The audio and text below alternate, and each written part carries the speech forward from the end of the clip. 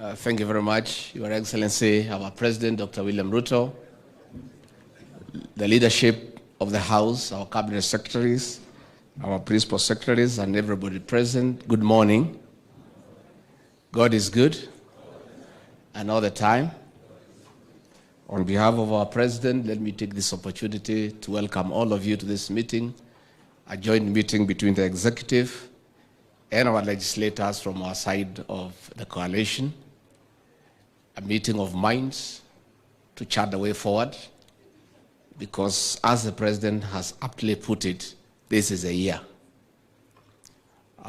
We have this year, 2024 and 2025, to work for the people of Kenya and fulfill our 5-year mandate with the people.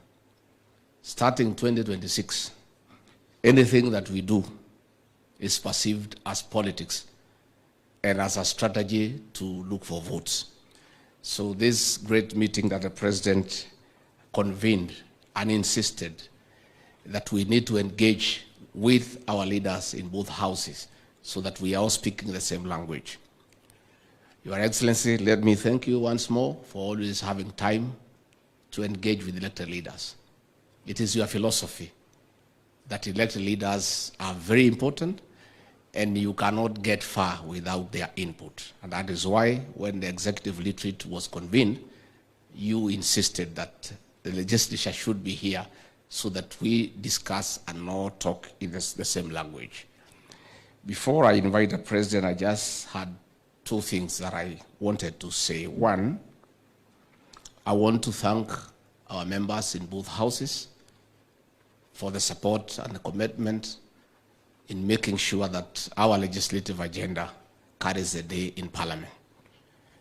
And I want to say that we'll continue to engage all the time so that we are all looking at things the same way, because we serve the people of Kenya and we all belong to the same administration. Secondly, I want to ask our Cabinet Secretaries and Principal Secretaries to replicate what the President and I do when we are going out there. Anytime the President is going to a county, the planning is done together with elected leaders, especially from this side of the people who support the government. We want to ask our Cabinet Secretaries and Principal Secretaries, when you have some programs in a certain county, please talk to the elected leaders. Let them not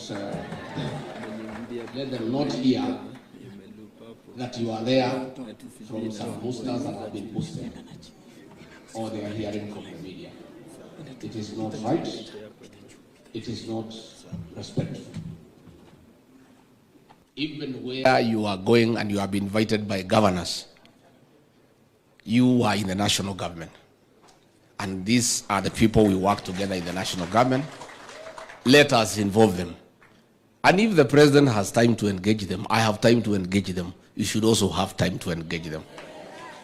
And I also want to plead with our CSs and our PSs, don't relegate consultation of elected leaders to your personal assistants. Do it personally, because we do so ourselves. When we are going out, the President creates a day to engage with leaders from that region, understand the issues, agree on the program, and everything is very seamless. I do the same. So let us from here have time to talk to elected leaders, because it is the right thing to do. Again, we also want to ask the leadership of Parliament to also consider, much as you have the role to oversight government and call our ministers to Parliament, sometimes it becomes very difficult for us to work because our ministers are perpetually in the House, in different committees. I think Your Excellency will request a meeting with the leadership so that we agree on how to balance between ministers appearing in Parliament to answer questions and also be available to serve. Because sometimes even we have cabinet committees, we are not able to prosecute our agenda because ministers are in out of Parliament. But I believe with some engagement with the leadership, we can agree on an acceptable way, where we allow ministers to function at the same time they appear before Parliament. Finally, on the National Government Constituency Development Fund, our members, you know for sure, and it's not a secret, that our courts wanted to do away with this fund. But our president, having been a member of Parliament, appreciating the importance of that fund, in his magnanimity, fought very hard to ensure that this fund stays. And it was the right decision, because this fund is a fund that is felt. Because one, is only 6% that goes to recurrent. Everything else goes to development. So when the government, led by our president, has a few challenges in terms of availability of exchequer because of the challenges of revenue collection, we also want to ask our members, likewise, to extend the same magnanimity when the Parliament is taking a decision on how to react when money is not available on time.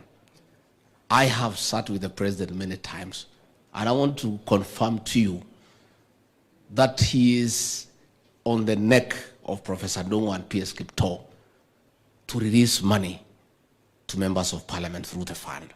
And he is very clear that it should always be given a priority.